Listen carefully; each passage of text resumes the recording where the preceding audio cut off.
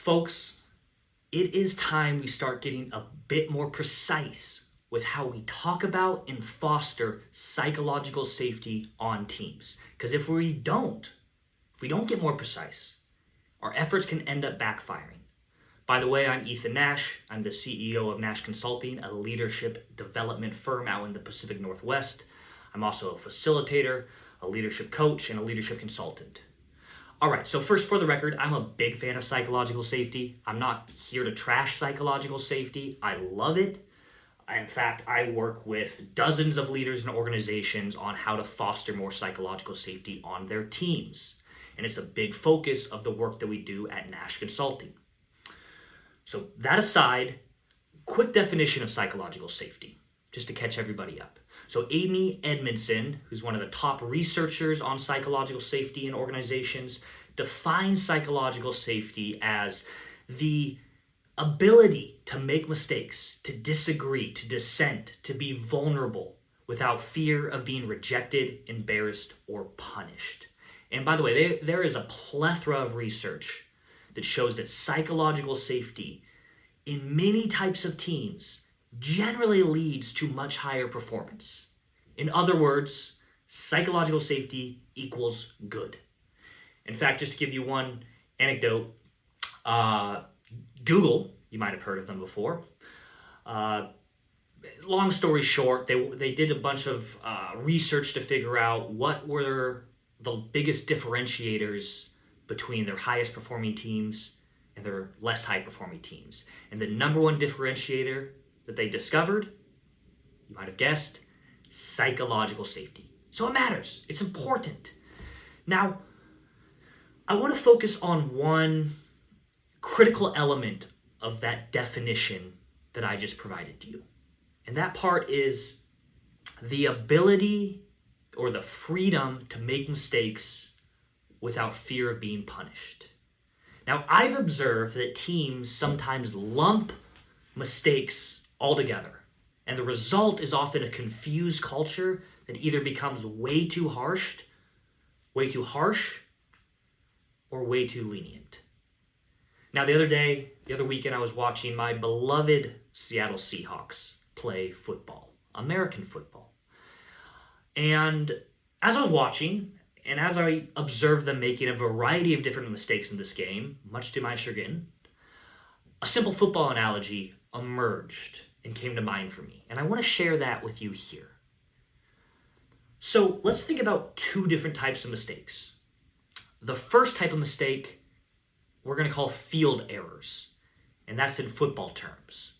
So field errors, in other words, performance mistakes. So this football game I was watching, the Seahawks quarterback, he drops back. He's looking to throw the ball. He's reading the field. He takes a risk. He makes a judgment call. He throws the ball, intercepted.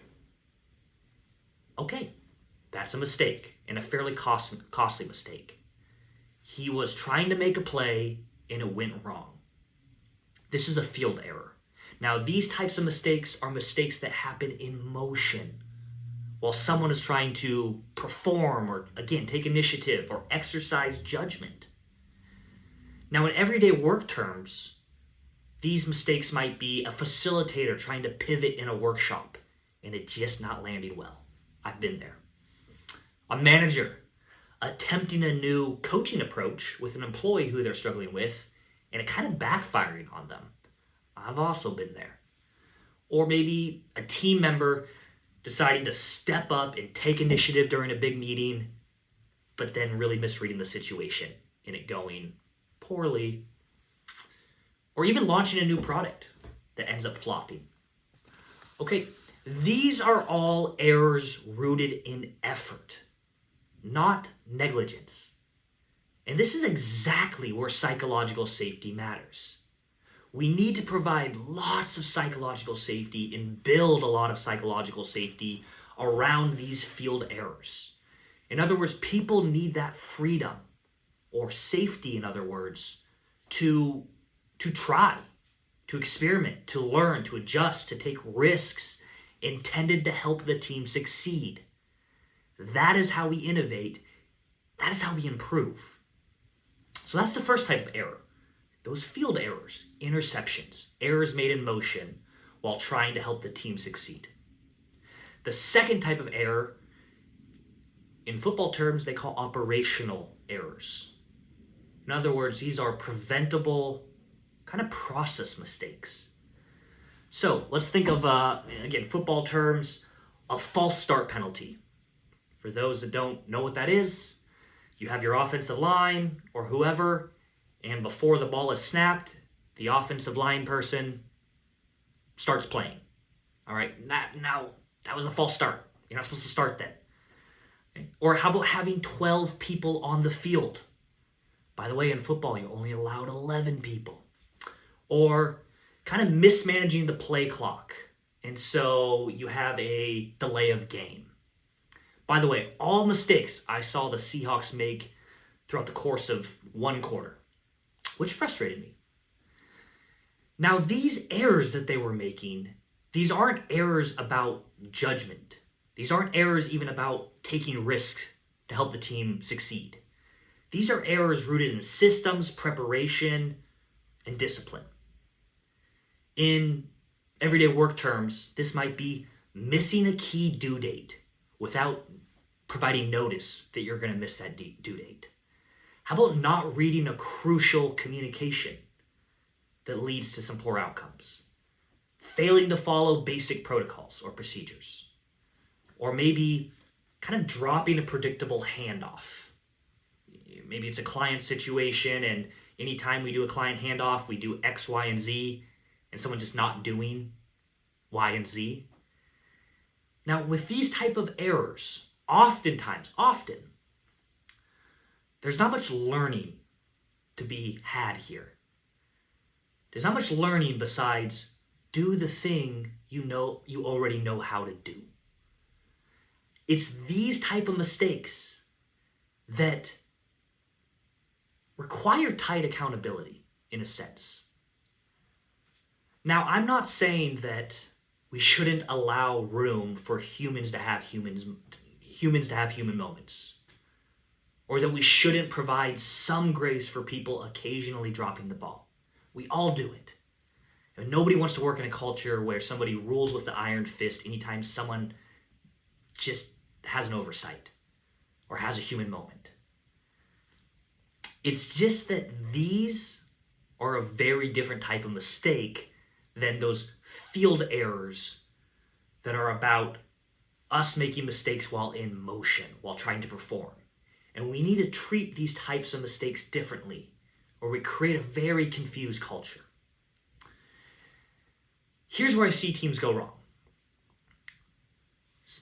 Again, leaders sometimes treat these field errors and operational errors as the same type of error.